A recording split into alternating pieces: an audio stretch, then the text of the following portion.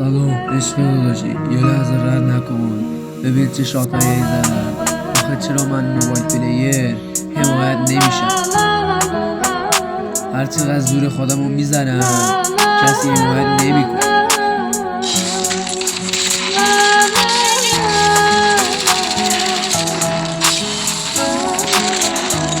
Remixed by ایمان حاجی نژاد. سال‌هاست با خودم می‌جنگم، اما امروز بیشتر از قبلم. بیچاره قلبم که اونو هر کجا گذاشتم قطره قطره خون میچکه ازش واسه ماجد. عشق اونو داغونش کرده راحت.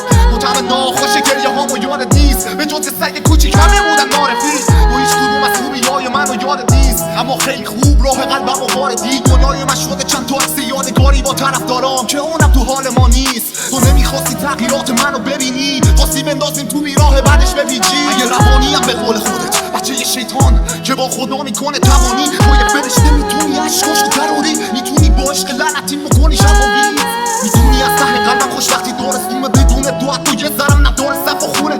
این اواخر فقط حق به خودت مهم بودش، نمیدیدی چشمای من شده پر خون. من چیکار میکردم که منو بتونی ببخشی؟ کاری کردی فقط از تو یادم بمونه بیرفتی.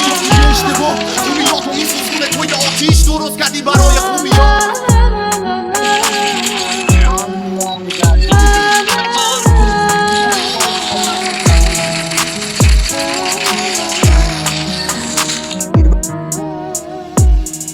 من که داشتم همه چی رو درست میکردم، بگو چرا منو کردی تو عمق بومت ریغتم؟ شایدم میخواستی برات راهو باز کنم، منی که کنار تو خوابیدم و با تو وا شدم. کردم از آسمون اومدم فرشته پیشم، از این به بعد دیگه چیزی بهش نمیگم، کنارش خوش باش چیزی بهش نمیگم.